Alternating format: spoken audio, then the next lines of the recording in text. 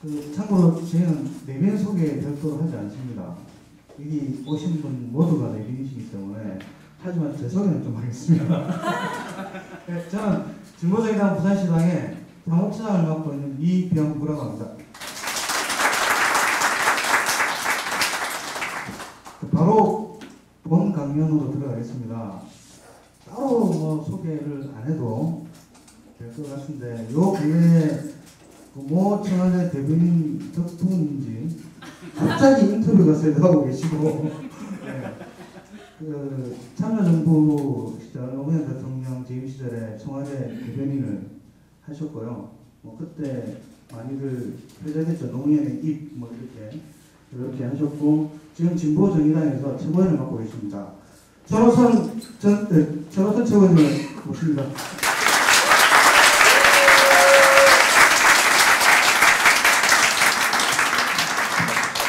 네, 반갑습니다. 전 노무현재단 사무실 처음 부산재단이죠? 부산 지부라고 하나요? 지역위원회. 제가 사실 노무현재단 상임운영위원이라는 상당히 고위직을 맡고 있는데 회의를 거의 나가보지 못해가지고 부산이 생겼다는 얘기는 들었지만 사무실까지 구해가지고 있는 이번에 오면서 알았습니다. 굉장히 뜻이 깊습니다. 하나 좀 오해가 없어야 될 게 윤모 대변인 때문에 제가 뭐 인터뷰를 많이 한다고 그러는데요. 그 일이 터지고 나서 저한테 인터뷰 요청이 진짜 쇄도했었습니다. 근데 제가 거의 다 거절했습니다. 미리 약속돼 있던 그 일이 터지기 전에 있었던 인터뷰를 빼놓고는 제가 뭐 나는 안 그랬는데 그 사람은 왜 그랬냐 이런 얘기를 하러 인터뷰를 하는 게 별로 좋은 것 같지 않더라고요.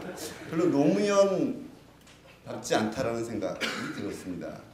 그런데 그 인터뷰를 자주 안 나가다 보니까 몇몇 사람은 혹시 너도? 그래서 캥기는 게 있어서 안 하는 거 아니야? 이런 오해가 생겨서 제가 상당히 곤혹스러웠다는 말씀을 드립니다. 사실 그래서 다른 인터뷰 때문에 저를 불러놓고 순 질문을 그걸 해요. 지금도 엊그제도 대충 그 얘기는 대충 넘어가면서 합니다. 다만 이제 그런 생각, 얘기 시작은 뭐 그거부터 해보죠. 도대체 어째서 그런 일이 일어날 수 있었을까? 제가 사실은 청와대 대변인 10개월밖에 안 했고요. 의전비서관을 총 2년을 했습니다. 그래서 해외 순방을 대변인이 되기 전에도 의전비서관은 항상 대통령의 공식 내지는 준공식 행사를 계획하고 프로그램도 확정짓고 쭉 갑니다. 그리고 수행을 합니다. 현장에서 때로는 앞뒤를 헤치는 역할도 합니다. 아주 복잡한 어떤 행사장에서는 해외 순방도 꼬박 따라가죠. 그리고 대변인 때도 따라갔고 그래서 제가 다닌 국가 한 30개국 정도 됩니다. 해외 순방을 가게 되면 특히 대변인은 대통령 행사에 거의 다 참석해야 됩니다. 하고 나서 끝나고 나서 그 뒤에 그 앞의 내용을 브리핑을 합니다. 특히 이제 제일 중요한 건 역시 정상회담 같은 것이죠. 브리핑을 하고 나서 별로 이렇게 솔직히 말씀드리면 그 국가의 관계에서 너무 예민하거나 중요한 게 없으면 공식적인 브리핑 끝나고 나면 좀 한가해져요. 그러나 미일 중러 같은 곳이라든가 또는 미일 중러를 포함한 에이펙 같은 거 있죠. 다자간 회의 같은 것은 끝나고 나서 굉장히 설명이 될 게 많습니다. 대개 해외 순방을 가면 꼭 그런 건 아니지만 대개의 경우 대통령과 수행원들이 묵는 숙소와 기자들이 묵는 숙소가 구별됩니다. 호텔을 구분합니다. 왜냐하면 대통령이 묵는 숙소는 경호를 해야 되기 때문에 경호도 까다롭고 그래서 청와대 수행원들과 장관들은 되게 글로 들어가는데 기자들은 기자들끼리 따로 호텔을 보통 구합니다. 대변인은 대통령 숙소에 보통 아마 의전비서관은 거기로 하는데 대변인이 기자들과 함께 하게 되겠죠. 그리고 1층에 프레스센터가 만들어집니다. 프레스센터가 만들어지면 거기서 이제 기자들에게 나와서 브리핑도 하고 그리고 행사와 행사 사이에는 기자들의 여러 가지 대화도 나눕니다. 한미 정상회담 같은 경우는 굉장히 예민하고 중요한 문제가 많기 때문에 공식 브리핑만 가지고 안 되고요. 비공식적인 커뮤니케이션을 자주 해줘야 기사가 오해 없이 나가게 됩니다. 굉장히 바쁘죠. 술도 주로 사실 거기서 먹습니다. 지금 현재 국회의원 하고 있는 김현, 민주당 국회의원 김현, 서영교 이런 사람들 춘추관장이라는 걸 했습니다. 보도지원 비서관을 합니다. 보도지원 비서는 해외 순방 갈 때 제일 큰 일 중에 하나가 뭐냐면 비행기에 3개국이면 3개국, 5개국이면 5개국 가게 될 경우에 거기에 필요한 팩소주를 구입을 해서 비행기에 싣는 게 굉장히 중요한 일입니다. 물론 거기는 김과 깻잎 준비를 합니다. 가서 프레스센터가 왜냐면 시차가 있기 때문에 24시간 돌아가요. 우리나라랑 시차 어떤 데 새벽에 송고해야 되는 데도 있고 막 우리나라로 보면 그렇기 때문에 술도 주로 거기서 먹습니다. 현지 맥주와 가지고 간 대한민국 소주를 섞어서 폭탄을 먹어가면서 기사도 송고하고 그렇게 합니다. 특히 이제 한미 정상회담 같은 경우 시차가 딱 아주 애매하게 나지 않습니까? 예민하기 때문에 대변인이 거의 기자들이랑 붙어 삽니다. 물론 조금 나중에 노련해지면 나가서 한국 식당 가서 밥도 먹고 술도 한잔 곁들이기도 하고 합니다. 그러나 인턴과 둘이서만 술 마실 시간은 없습니다. 저는 어떻게 그렇게 한가하게 여유있게 유능하게 일을 처리했는지 모르겠습니다만 되게 그랬던 것 같아요. 이번 그 대변인의 경우는 워낙 브리핑이라는 걸 아주 아마 대한민국 청와대 대변인 사상 가장 짧게 했었던 분이기도 하고 또 그 과정에서 이미 저 사람한테 들을 게 없다 그래서 기자들이 별로 만나자고 요구도 안 했다고 그러더라고요. 그래서 혼자서 좀 떠돌아다녀서 많이 외로우셨을 것 같다는 생각이 들더라고요. 이건 제 해석이 아닙니다. 어느 분이 어떤 기자가 그렇게 해석을 했습니다.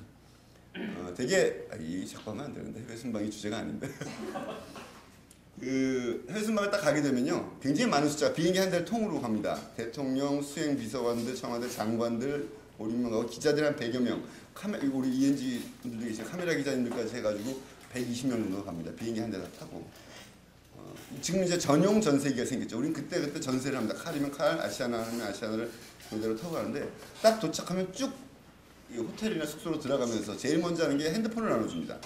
호텔방 키하고 쫙 다 배치되어 있죠. 그리고 여러 가지 사무실들이 설치가 되는데 호텔방 중에서 그 사무실에 소위 얘기하는 인턴이라고 하는 현지 교포나 현지 교포의 자녀나 현지의 유학생들이 와서 여러 가지 잡일들을 도와주는 그런 구조가 되어 있습니다. 보통 인턴 특히 미국은 젊은 교포 2세들을 많이 하더라고요. 저는 너무 젊은 학생들이 있어서 일 시키기도 미안하고 모시고 지냈었는데 이게 잠깐만 그래도 하여튼 그런 인턴 제도가 있었다는 건 이게 특별한 것이 아니라는 것을 또 더불어 말씀드립니다. 본론으로 들어갈게요. 제가 오늘 강연을 이제 며칠 전에 하고 준비하면서 무슨 얘기를 할까 이런 고민을 했었습니다. 그런데 마침 그때 200만 전 홍보수석께서 최근에 책을 쓰셨죠. 노무현 대통령이 우리들과 굉장히 긴데 하고 싶었던 9가지 이야기라는 대강 그런 주기 아까 보니까 있더라고요. 저도 오늘 들고 왔는데 그 책의 날개를 봤습니다. 책 날개를 보니까 노무현 대통령에서 이런 규정을 합니다. 노무현 대통령은 영남과 호남의 경계인이었다. 보수와 진보의 경계인이었다. 그리고 권위주의 시대와 탈권위주의 시대의 경계인이었다. 이런 저는 그 표현이 너무나 정확한 표현이라고 생각합니다. 제가 되게 부산에 왔으니까 더욱 솔직히 말씀드려야 되지만 청와대 때나 청와대 참여정부 끝나고 나서 저를 노무현 대통령의 측근이라고들 흔히 분류할 때 저는 굉장히 부담스러웠어요. 제가 91년도에 노무현 대통령과 1년 함께 비서관을 했습니다. 그래서 참여정부 청문회는 제가 보좌해서 일어난 일이 아닙니다. 어떤 분은 제가 한 건 줄 알고 역시 유능한 보좌관이 있어서 그랬다고 생각하는데 청문회 스타 되시고 난 뒤에 제가 비서관으로 들어갔어요. 그리고 부산 동구에서 대통령 선거 떨어지고 나서 2002년까지 약 10년 동안 저는 노무현 대통령이랑 같이 상근하면서 같이 일을 해본 적은 없습니다. 지방자치실무연구소가 있었는데 거기에 객원연구원으로 했습니다. 그러니까 상근해 본 적이 없죠. 그래서 10년 동안 노무현 대통령과 계속 같이 있었던 이런 의미의 진짜 측근 문재인, 이호철, 이광재 이런 사람들이 진짜 측근이에요. 안희정 선수도 조금 늦게 결합을 했죠. 원래 김동영 의원실에 있다가 제가 91년도에 1년 동안 노무현 의원의 비서관을 했지만 제가 노무현 대통령과 10년 동안 같이 왔던 그런 의미의 측근이라고 얘기하면 그건 좀 답이 아니다. 이호철 같은 사람이 진짜 측근이다. 부산에 왔으니까 솔직하게 고백을 해야죠. 그래서 제가 항상 그런 질문을 받을 때마다 근데 남들이 볼 때는 뭐 청와대에서 뭐 여러 가지 하고 대변인 10개월밖에 안 했지만 5년 내내 했는 줄 알고 측근이 아니라고도 안 믿어요. 그래서 제가 그때 했던 표현이 저는 노무현 대통령의 측근과 비측근의 경계입니다라는 표현을 썼었습니다. 제가 청와대 대변인도 10개월밖에 사실은 안 했거든요. 5년 내내 했는 줄 알고 계시는 분들도 많더라고요. 그리고 제가 무슨 공무원 출신인 줄 아는 사람도 있고 어떤 분은 제가 아나운서 출신인 줄 아는 분도 있습니다. 하여튼 그런데 저는 노무현 대통령이 경계인이었다는 표현이 너무나 정확한 표현이다 이런 생각을 했습니다. 경계인이라는 표현이 대한민국에서 가장 대중화된 게 뭐 그 전에 있었던 표현인지 모르겠습니다. 아마 여러분들 기억하실지 모르겠지만 최인훈 씨의 소설 광장에 보면 남북 관계에서의 경계인이라는 게 나오죠. 나중에 제3국으로 어떻게 가든가요? 저 기억이 가물가물합니다. 정말 노무현 대통령은 그런 의미에서 경계인이다. 권위주의 시대와 탈권위주의 시대의 경계인도 맞고요. 근데 저는 거기다 남과 북의 경계인이기도 했다는 얘기를 하나 더 추가를 하고 싶어요. 먼저 권위주의 탈권위주의 얘기를 하자면 뭐 그건 우리가 너무 상식적으로 잘 알아서 얘기할 필요조차 없는 거라고 생각합니다. 이번에 아까 청와대 대변인 얘기가 나왔으니까 이번에 윤 대변인 사건 터지고 나서 기억하시겠지만 비서실장이 사과 성명을 발표하면서 대통령과 국민께 미안하다라고 했습니다. 저희 참여정부 때는 슬로건이 국민이 대통령입니다였는데 이 사람들은 정말 아직도 왕조 시대에 살고 있구나. 권위주의적인 측면이 아니고요. 왕조 시대에 살고 있구나라는 생각을 하게 됐습니다. 저는 그거보다 이제 중요한 게 영남과 호남의 경계인, 보수와 진보의 경계인, 남과 북의 경계인이었다. 왜 경계인이었을까?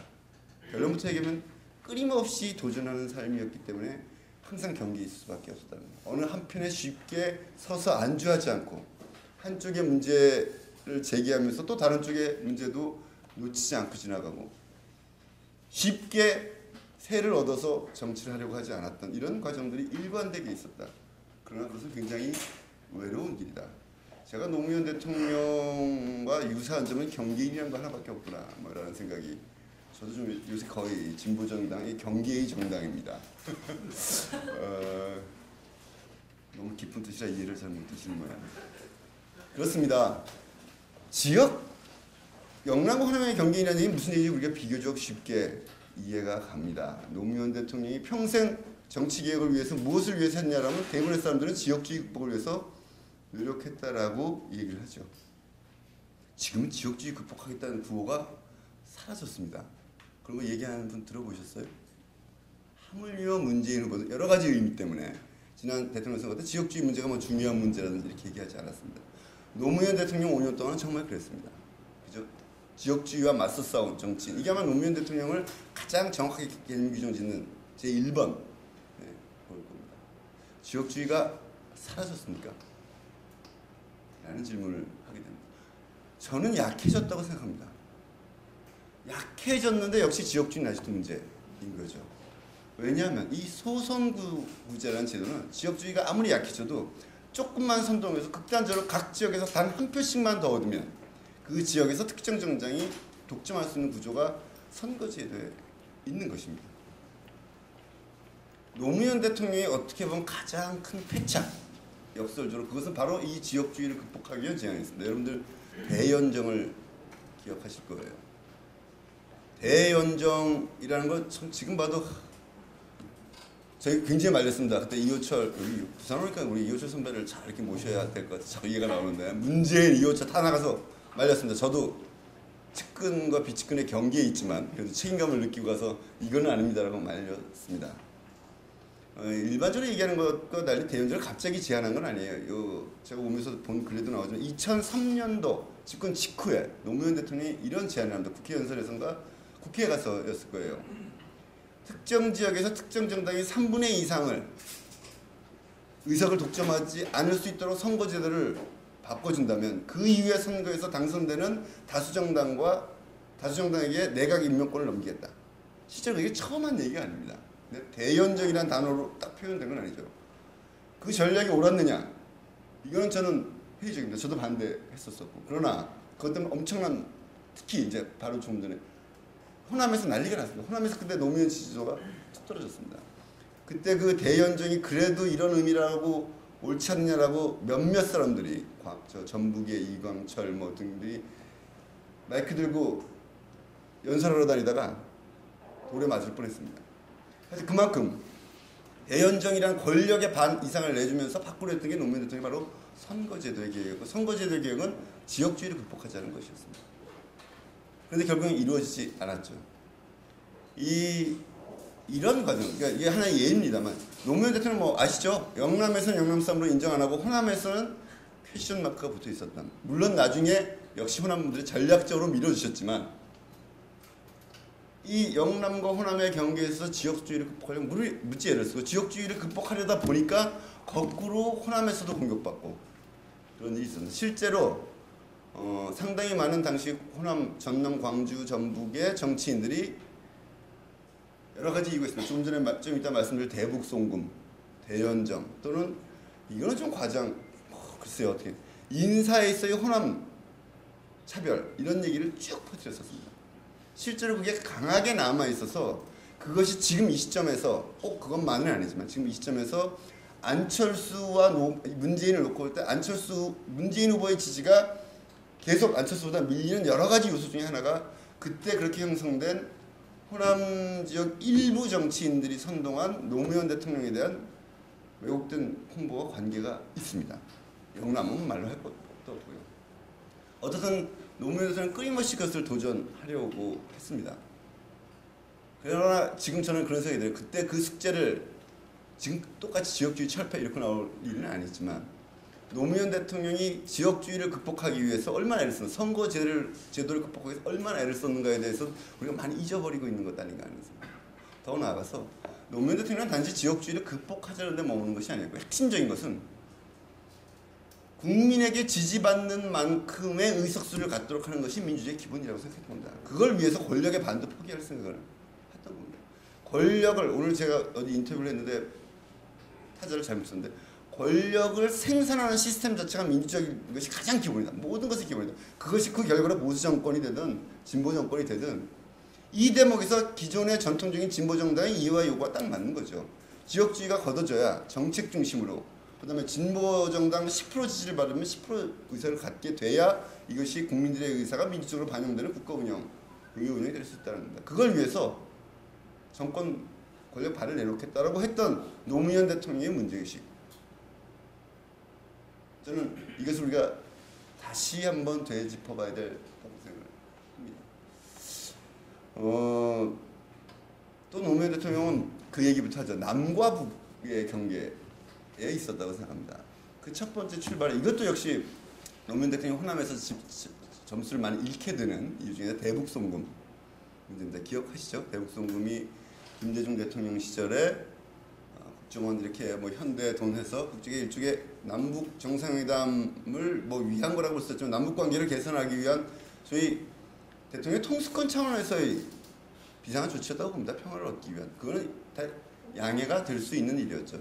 근데 이미 그것이 한나라당에 의해서 문제 제기가 됐고 사법적 문제 제기가 되기 시작했습니다. 그것에 관해서 특검안이 국회에서 의결돼서 올려. 그때 한나라당이 3분의 2가 되던 시절이죠. 그죠? 그래서 하여튼 과반 거의 3분의 2 다 됐을 거예요. 올라갔던 시절입니다. 그때 그 대북송금을 받느냐 마느냐고 저희가 무지 고민을 많이 했죠. 대북송금 특검을. 그런데 받았습니다. 이 받은 것 때문에 박지원 의원이 구속됐었고 동교동과 당시 청와대의 관계는 극도로 냉각됐습니다. 사실 그게 노무현 대통령 돌아가시고 나서나 풀렸다고 할 수 있을 정도로 그 잔영이 남아있었습니다. 특히 호남에서 김대중 대통령을 지지했던 분들은 굉장히 많은 배신감을 느꼈습니다. 자신. 근데 그게 왜 그랬느냐, 왜 특검을 거부하지 않았냐라는 건데 되게 아시는 분은 아시겠지만 특검은 말 그대로 특검입니다. 특별한 검사를 임명해서 특정한 사안에 대한 수사 범위를 정해놓고 거기까지만 수사하는 겁니다. 노무현 대통령이 특검을 받은 이유는 특검을 받지 않았을 경우 검찰에게 이게 넘어가게 되면 끝도 없이 수사는 확대됩니다. 김대중 대통령의 턱 밑에까지 칼이 들어올 것이라는 게 그때 저희의 판단이었습니다. 그렇다면 어차피 이 문제를 덮고 갈 수도 없게 돼 있고 한나라당이 거부해도 또 다시 올 텐데 그러면 이 문제를 드러내고 특검이라는 데서 한계 짓고 일사부재 이제 한번 처벌하면 다시 하지 않으니까 그럼 끝내겠다는 기본적인 전략. 이런 메시지를 당시 정무수석이었던 유인태 의원을 통해서 전했지만 그것이 제대로 전달되지 않거나 이해되지 않거나 또는 이해가 됐더라도 정서적으로 받아들이기 굉장히 어려운 일이었을 것입니다. 그런데 바로 이런 대북송금 문제가 한편으로는 호남과 노무현 대통령과의 관계, 한편으로는 남북 관계에 영향을 미칩니다. 14정상회담이 언제인지 기억하시죠? 2007년 10월 4일입니다. 퇴임 5개월 앞두고요. 그때 당시 다음 대통령은 거의 이명박이 될 거라고 대부분의 국민들이 생각하고 있었고요. 북쪽도 그걸 모를 리가 없었습니다. 근데 5개월을 앞두고 겨우겨우 남북 정상회담이 성사가 되고 그 결과 보시면 알겠지만 당장 시행이 될 수십 개의 사업들을 갖고 있는 것을 우리가 했죠. 이렇게 늦어지게 된 이유에는 미북 간의 핵 사태를 비롯해서 여러 가지 문제가 큰 거시적인 이유지만 작은 이유 중에 하나는 그럼에도 불구하고 남북 관계가 터지지 않고 그 전까지는 비공식 교류도 거의 이루어지지 못했었습니다. 그래서 그것과 관계돼서 이화영 전 의원 같은 경우 한때 얘기가 나오고 그랬었습니다만 이 대북송금 문제 같은데 북과 노무현 대통령 관계도 상당히 불편해서 남북 관계를 주도적으로 풀어나서 비공식적인 채널을 가동한다든지 하는 것이 거의 불가능했던 것도 14정상회담이 그제서야 이루어질 수밖에 없었던 이유 중에 하나가 됩니다. 예, 그게 크죠. 어떻든 10월 4일 5개월 앞두고 이뤄냈죠. 이런 건 대단한 겁니다. 그건 굉장한 노력들이 필요했습니다. 기억하시겠지만 7월 달쯤에 그 발표를 하는 준비를 저도 새벽에 받았는데 그 발표하고 나서 수혜가 나서 또 한번 미뤄졌습니다. 그래서 약 2달여 동안 한편으로는 한나라당과 보수 언론의 공세, 한쪽은 북쪽과의 신경전 때문에 무지 고생을 많이 했죠. NLL 문제 그때 2달씩 계속 논쟁적으로 제기됐었고 남북정상회담 앞두고 저는 대변인으로서 가장 보람을 느꼈다 그러면 아마 그때일 거예요. 2달 동안 그 의제를 가지고 조중동과 한나라당과 북과 미묘한 관계를 계속 주고받고 상황을 관리하는 게 굉장히 쉽지 않았었던 일인데 거기에 요만한 기여를 했다는 걸 자부심을 갖고 있습니다만 아무튼 그때 이 정상회담으로 가는데 굉장히 힘들었었던 겁니다. 정말 너무 여러 가지 이유로 늦게 이루어졌던 거죠.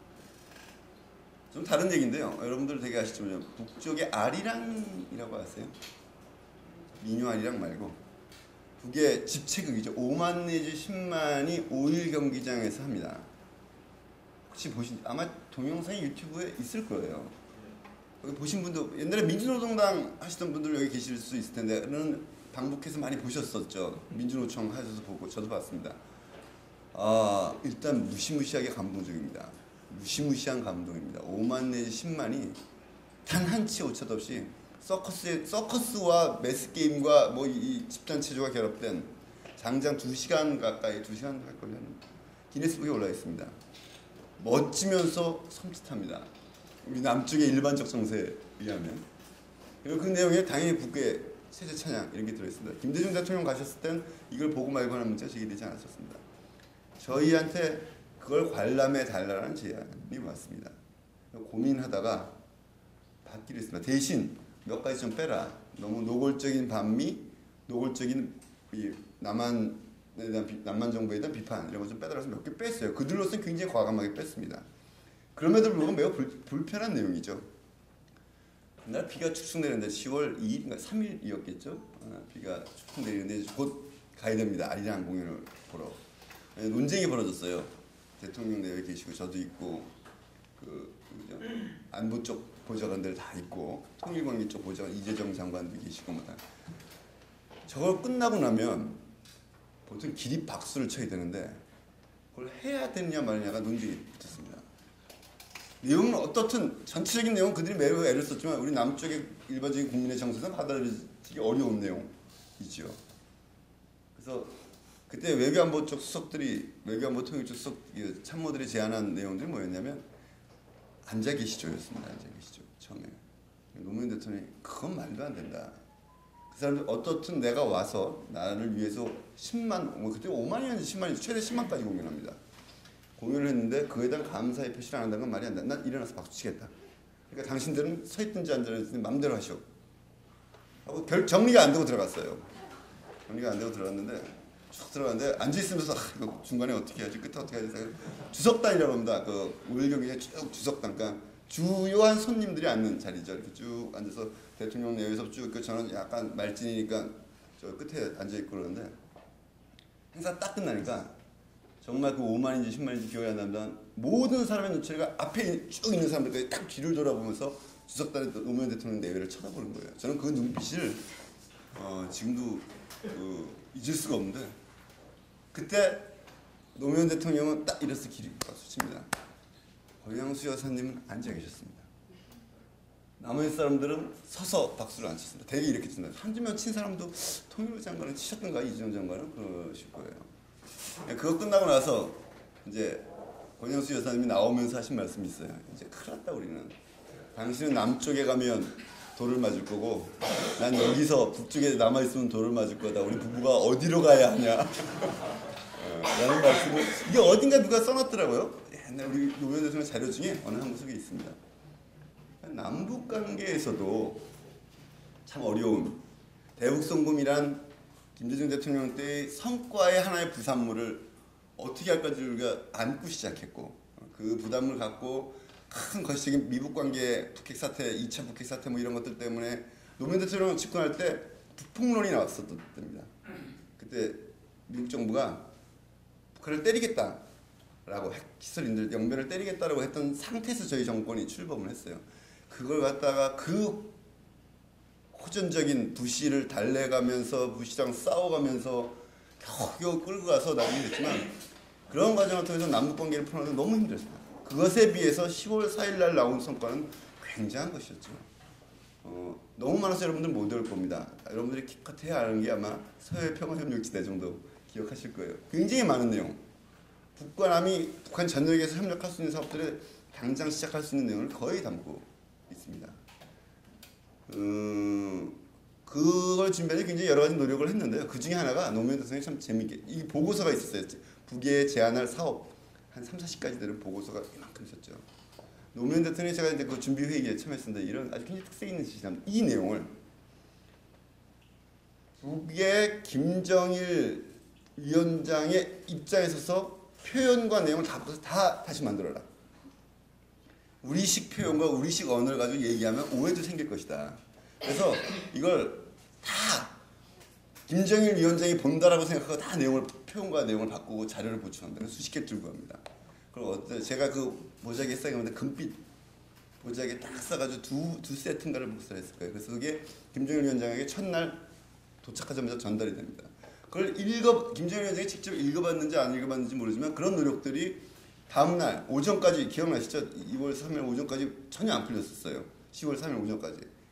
노무현 대통령이 점심에 옥류관에서 저는 냉면 먹다 체할 뻔했는데 냉면 먹기 전에 연설을 뭘 했냐 하면 앞으로 북에 대해서 개혁개방이라는 표현 쓰지 말자.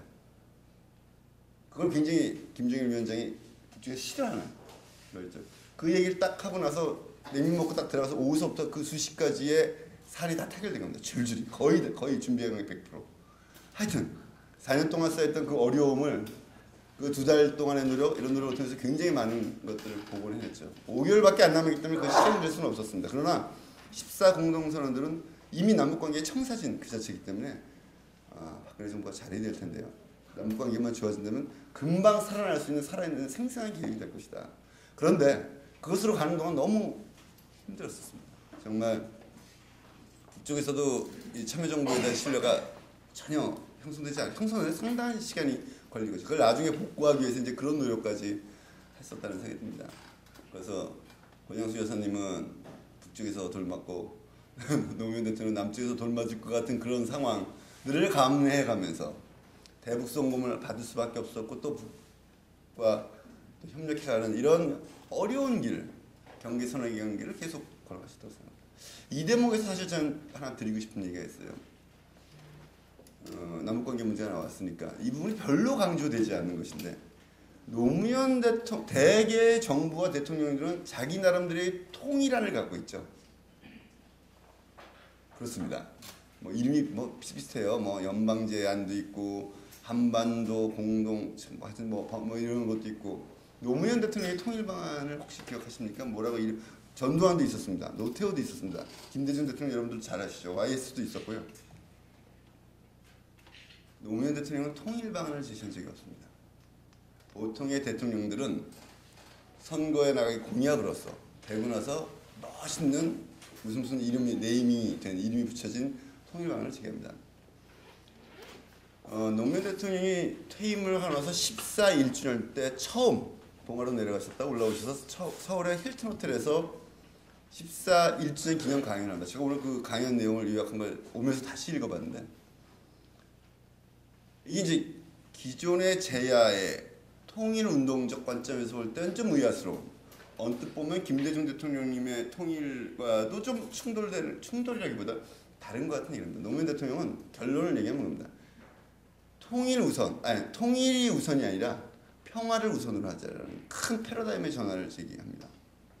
여러 가지 이 얘기를 하자면 굉장히 깁니다만 이런 거죠. 통일을 얘기하게 되면 체제의 문제가 나오고, 체제를 남쪽과 북쪽의 체제가 변해야 하는지 존중해야 하는지 인정해야 하는지, 이 둘 간의 관계는 어떻게 해야 될지 체제 논쟁이 됩니다.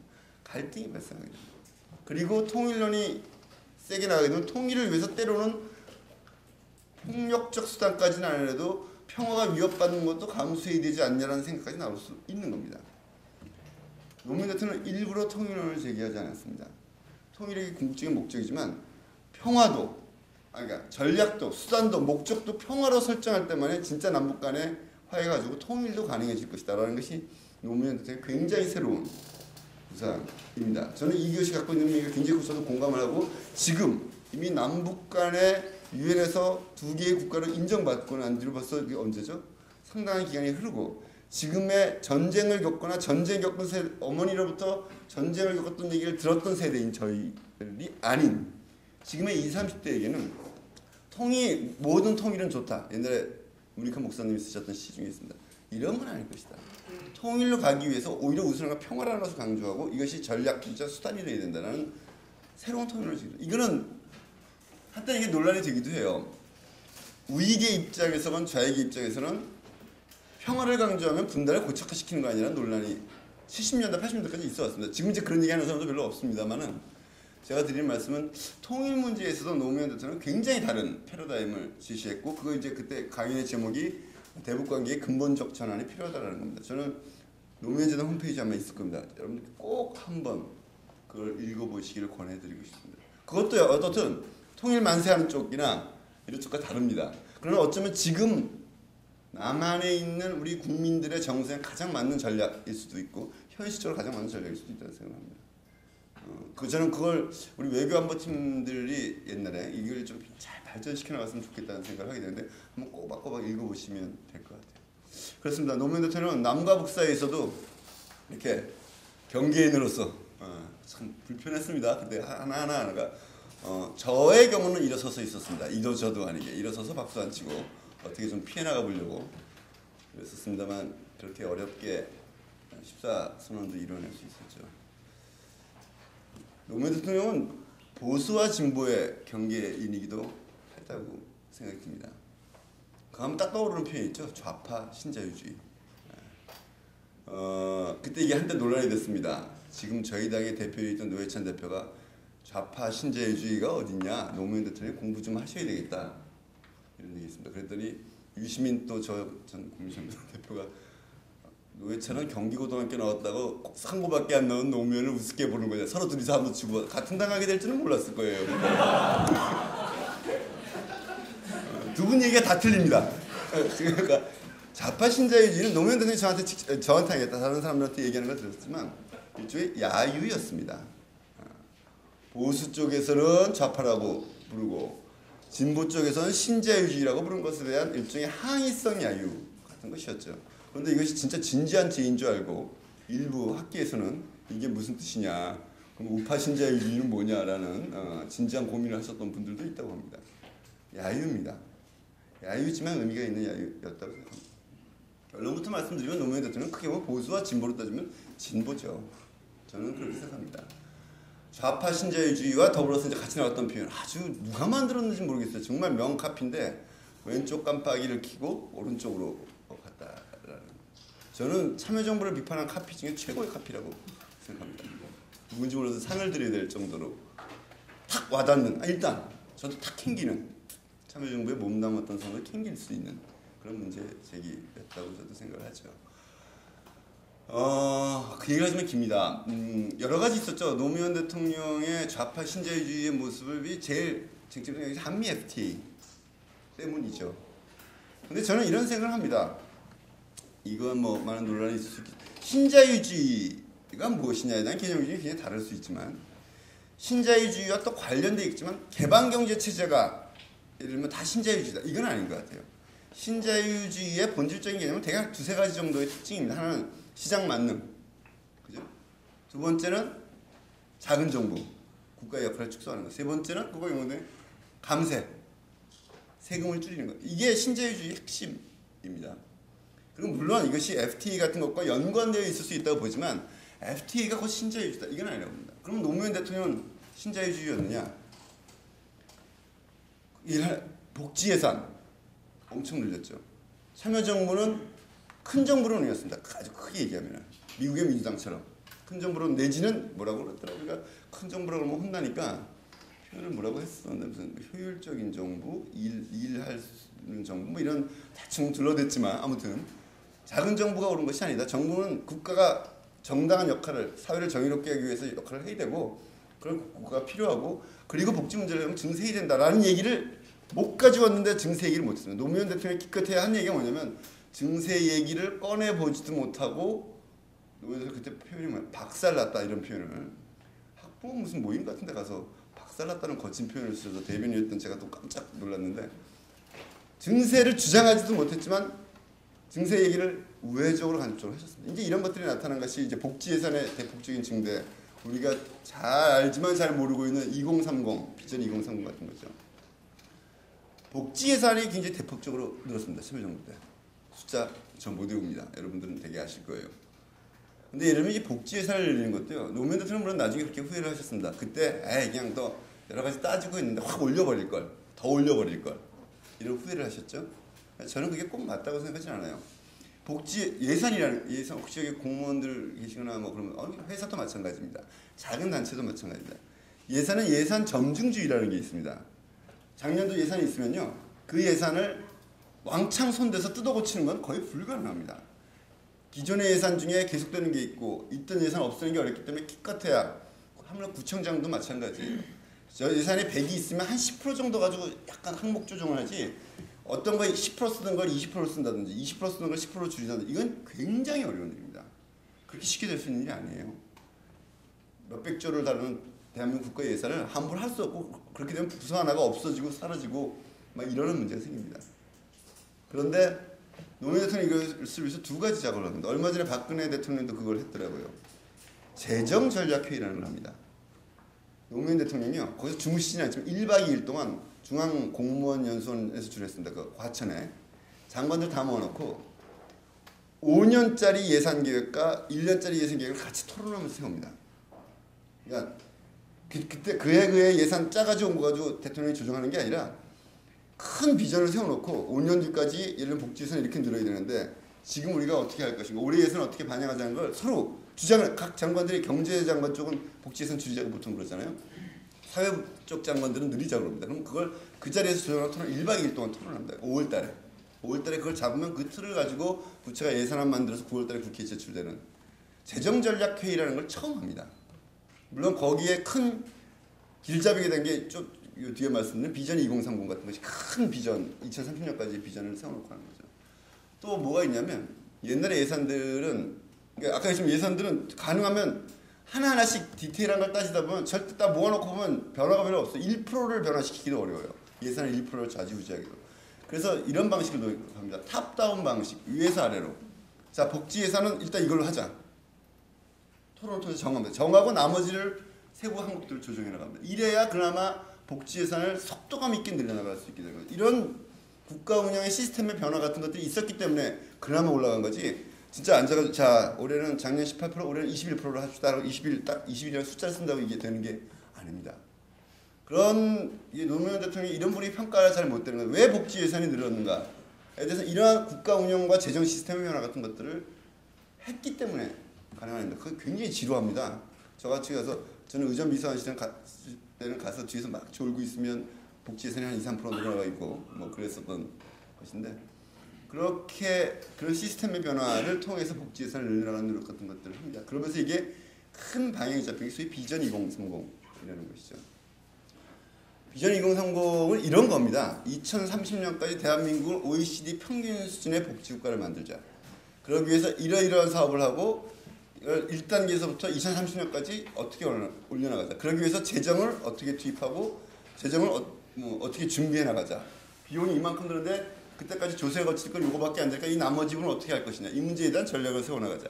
이런 대한민국 최초의 거대한 계획입니다. 일종의 하여튼 국가 재정, 복지국가 재정 계획, 장기 계획 같은 것이죠.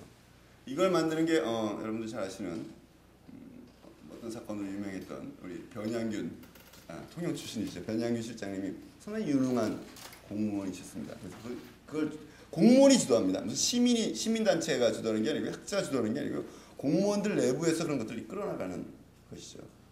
그래서 비전 2030 같은 경우는 정말 그것이 완벽하게 옳다고 할 수는 없지만 굉장히 자랑스러운, 그리고 노무현 대통령이 복지국가를 지향했다는 것을 아주 노골적으로 보여주는 그런 것이죠. 저는 그러는 게, 그 노무현 대통령은 무슨 주의였느냐 이런 질문을 받을 수 있습니다. 아까 이제 좌파 신자유주의죠, 본인이 규정한 건, 그죠? 근데 이제 노무현 대통령 한 번도 자기가 무슨 주의라고 얘기한 적은 없습니다. 없지만 이 커다란 지향은 그분이 제일 감명 있게 읽었던 책 중에 하나가 뭐냐, 유러피안 드림, 제레미 리프킨이 쓴 유러피안 드림. 그 유러피안 드림이 뭐냐면 유럽의 사회민주주의적 성과를 한국에서 배우자라는 겁니다. 미국식이 아니라 유럽의 사회민주주의 성과를 한국에 어떻게 수용할 것인가에 대한 고민입니다. 노무현 대통령은 스스로를 사민주의자라고 한 적이 없지만 그런 부분에 대한 관심을 많이 갖고 진보인 미래에 대한 고민이 바로 그런 것입니다. 물론 노무현 대통령의 진보에게는 폭이 넓습니다. 미국의 민주당 내의 진보파에까지 크게 진보라고 보고 있습니다만 그것이 뭐 기존의 정통적인 대한민국의 진보 정당의 그런 가치를 무시하는 것이 아니라 그것을 좀 더 확장해서 보는 것이죠. 그렇죠. 그 노무현 대통령이 제일 부러워했던 정치인이 누군지 아십니까? 김대중 대통령 말고. 김대중 대통령 부러워했다기보다 존경했던 분이고요. 네. 저는 그 사람이 무슨 돌팔매인 줄 알았는데 노무현 대통령에서 처음 들었어요. 저 스웨덴에 가면 팔매라는 총리가 있는데 그 사람이 부인이랑 영화 보고 나오다가 총 맞아 죽었다더라. 저는 근데 그 사람이 부럽다는 거, 죽은 게 왜 부러워? 그랬더니 그게 아니라 그렇게 경화하지 않아도 되는 그런 권위주의적이지 않은 그런 걸 꿈꾸었던 것이죠. 그런데 거기 보면 그것만 꿈꾼 게 아니라 북유럽의 이 소위 스칸디나비아 반도의 복지국가들, 북유럽 복지국가들의 모델을 제일 꿈꾸었다고 저는 생각을 합니다. 그때까지만 해도 팔매에 대한 책이 없었어요. 근데 작년 말인가 팔매, 제가 굉장히 밀고 있는 책인데 그 저자랑 특별한 관계가 없지만 굉장히 재밌어요. 그걸 보면 노무현 대통령의 모습을 볼 수 있습니다. 이제 제가 권하는 책인데 거기 보면 이제 처음에 극장에서 나와서 저격당한, 암살당하는 장면부터 나와서 이 배우에 누가 있을까를 쭉 추론합니다. 현재까지 범인이 잡히지 않았습니다. 스웨덴에서는 5년에 한 번씩 팔매를 누가 죽였을까라고 기획 특집 만들었다가 또 잊고 지나가고 그렇게 할 정도인데 그때 이제 그 탈권위적인 모습으로서의 팔매에 대한 관심도 있었지만 북유럽 사민주의에 대한 관심들, 그것을 어떻게 한국에 적용할 것인가에 대한 고민을 많이 했다고 생각합니다. 아까 얘기한 사회복지, 비전 2030 이런 것들이 다 그런 국가 운영의 계획을 세우는 겁니다. 정확하게 얘기하면 사민주의라는 게 뭐냐에 대해서 여러 가지가 있지만 이런 표현도 나오죠. 그 이백만 수석님 쓴 글에도 나오지만 사회주의라는 걸 나도 한번 이렇게 들어봤는데 그럴듯하게 가다가 프롤레타리아 독재만 나오면 아주 정뚝 떨어지더라. 여기서 사회주의는 되게 사민주의와 다른 마르크스 레닌주의의 혁명 노선을 의미하는 거죠. 이건 아닌 것 같다. 근데 사회주의와 사민주의는 기본적인 지향은 같습니다. 자유평등 연대입니다. 결코 무시무시한 이념이 아니죠. 그것을 민주적 방식을 통해서 이뤄나가고자 했던 것이 노무현 대통령의 꿈이었다고 볼 수 있고 가능하면 북유럽 같은 사민주의 좌파를 꿈꾸었지만 현실은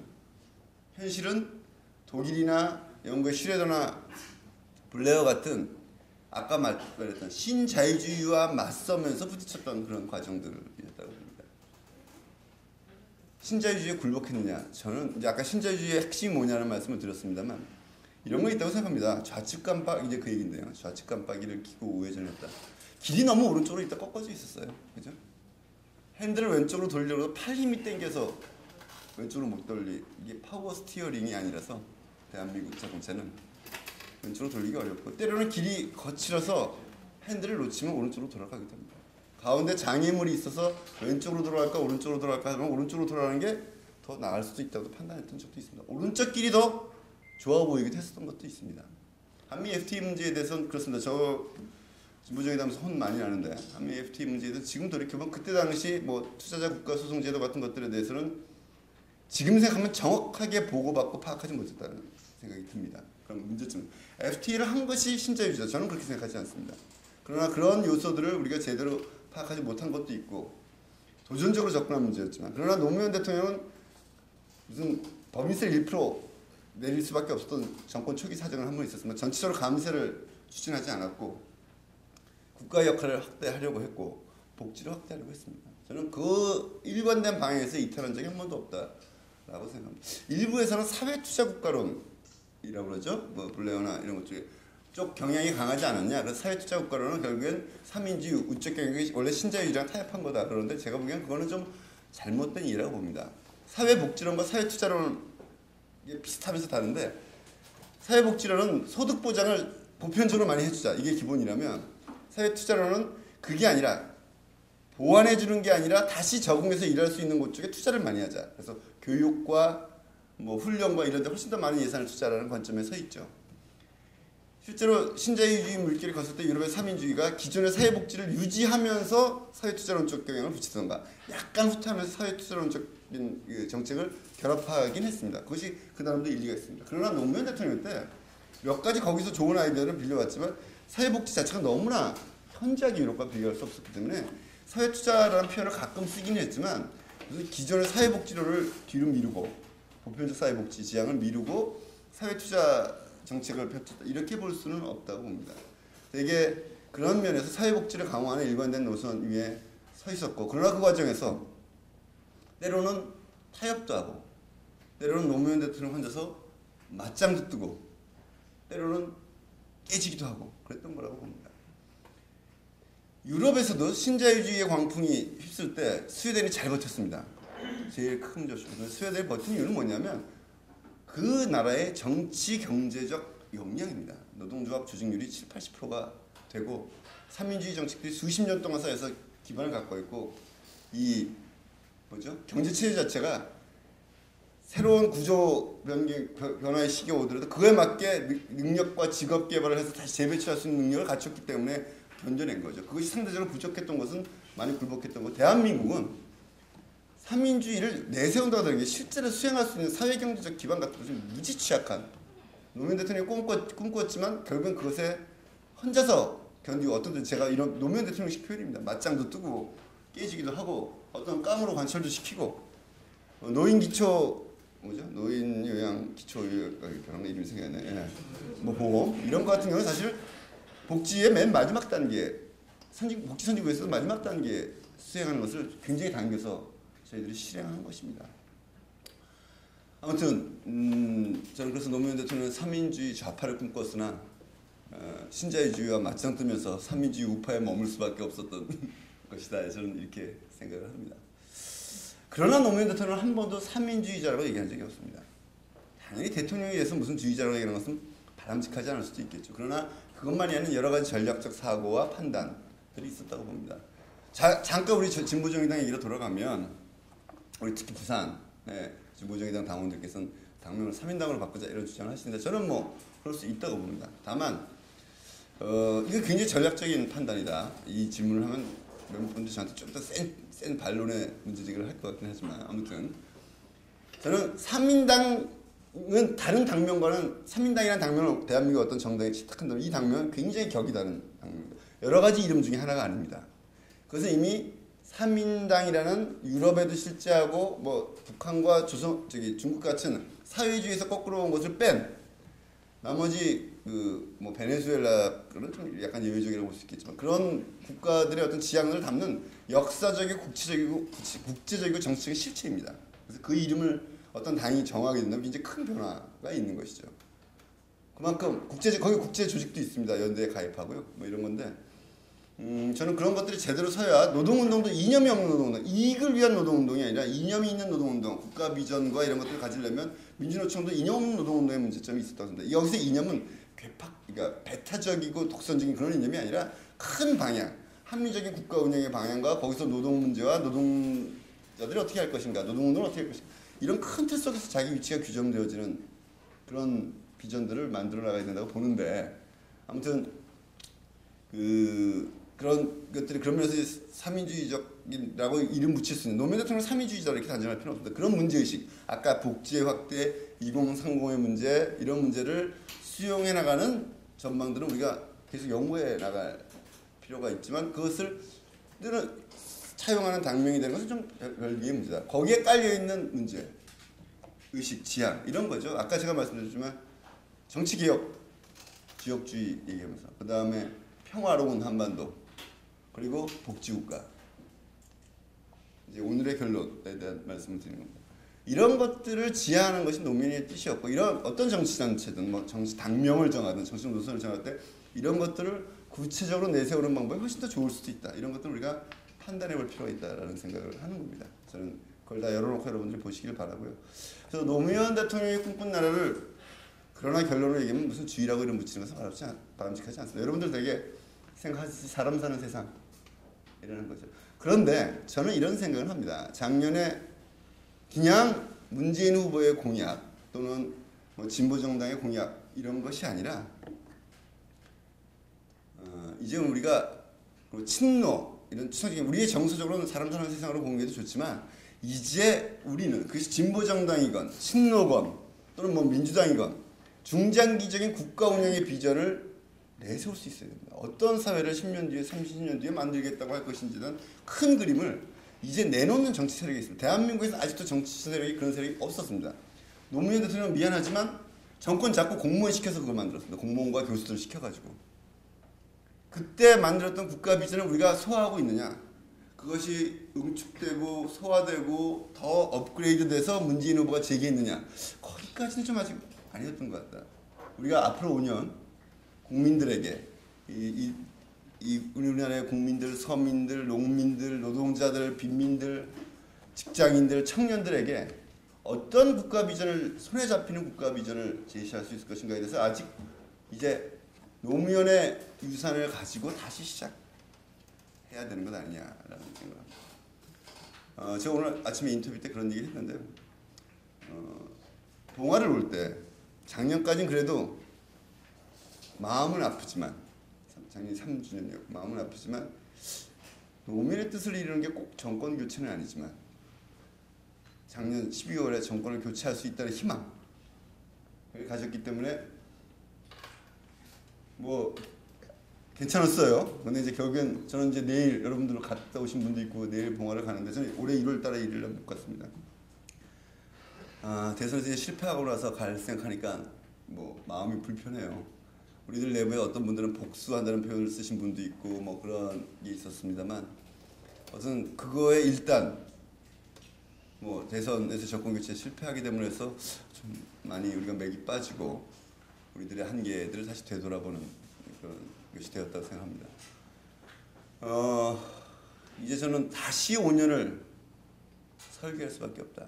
아까 제가 경계인 얘기를 했지만 경계인은 끊임없는 도전 정신이 있기 때문에 경계에 서게 되는 겁니다. 노무현다운 패기를 가진 정치인과 정치 세력이 지금 있느냐? 우리가 다시 한번 질문을 던져봐야 됩니다. 노무현 같은 도전 정신을 가지고 경계에 설 각오가 돼 있느냐? 다시 돌이켜봐야 된다고 생각합니다. 노무현이 꿈꾼 나라를 감성적으로 사람 사는 세상이라고 얘기하지만 그것에서 머무는 게 아니라 이런 것이야 라고 얘기할 만큼 우리가 준비되어 있느냐? 민주당 내에서 해왔던 개혁과 혁신의 노력은 어떤 성과와 한계가 있었느냐? 국민참여당을 만들고 또 진보정당과 함께했던 진보정당의 경험과 노력은 어떤 잘못과 시행착오와 또 성과가 있었느냐? 이것을 어떻게 종합할 것인가?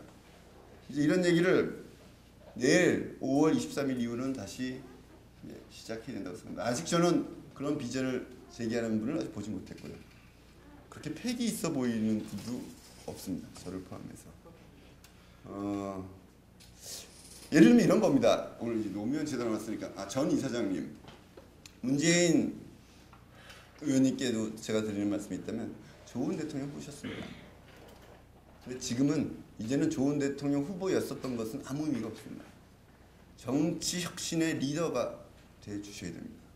안철수 후보보다 더 가혹한 야권의 민주당의 또는 정치의 혁신을 주도해 주셔야 됩니다. 무슨 자리를 맡아야 된다는 얘기 아닙니다.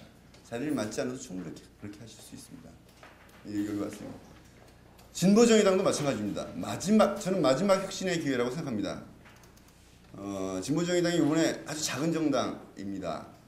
남들은 언제 망하니라고 아주 노골적으로 물어보기도 합니다. 제가 오늘 아침에 불교 방송 인터뷰에는 작가가 보낸 질문이 왜 거기 남는 것을 고집하고 계십니까? 라고 작가가 그래서 이렇게 물어보기만 해봐라 라고 했더니 진행자가 그렇게 물어보진 않더라고요. 저는 어느 길도 성공했다고 볼 수 없다고 봅니다. 다 자기 몫의 역할과 한계가 있었다고 봅니다. 그런 것도 다시 종합되어야 된다고 봅니다. 진보정의당은 전통적으로 진보정치 해오던 분들과 국민참여당 출신들이 만났습니다. 저는 이 진보정의당에서는 이렇게 생각합니다. 옛날 운동권 사실 아직 그게 남아있어요. NLPD 아시는 분은 아시고 모르시는 분은 모르시는. 근데 저는 착한 NL, 착한 PD가 모여있는 곳이 진보정의당입니다. 박수 한번 치시죠. 당원들만. 당원 안 하신 분들은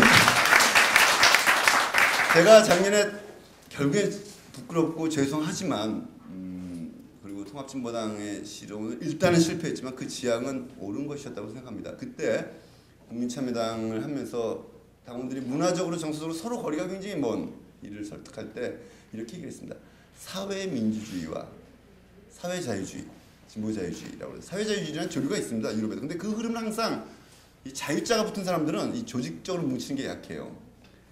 그걸 이제 우리나라에서는 진보자유주의라고 부르지만 사회민주주의와 사회자유주의, 진보자유주의가 결합한 정당을 만든 것이다. 그것을 통해서 대중에게 사랑받는 진보정당을 만들자는 것이다 라고 했던 것입니다. 그것이 1차 실패는 했습니다만 제가 이제 여기 당원이 아닌 분들도 계시지만 진보정의당 최고위원으로서 말씀드리자면 그 꿈은 옳은 것이었다. 거기서 우리의 능력과 시행착오와 잘못이 있었다는 걸 인정하고요. 그러나 거기서 아직 할 일이 있다. 우리가 그렇게 생각을 합니다.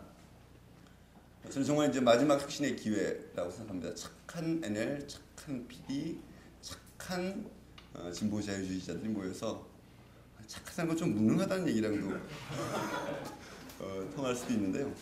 최선을 다해 보겠다라는 약속도 드리면서 노무현이 꿈꾼 나라를 5년 뒤에는 비전을 갖고 그 첫 삽을 다시 놓기 시작하는 그런 날을 함께 힘을 합쳐서 준비해 나갔으면 합니다. 감사합니다.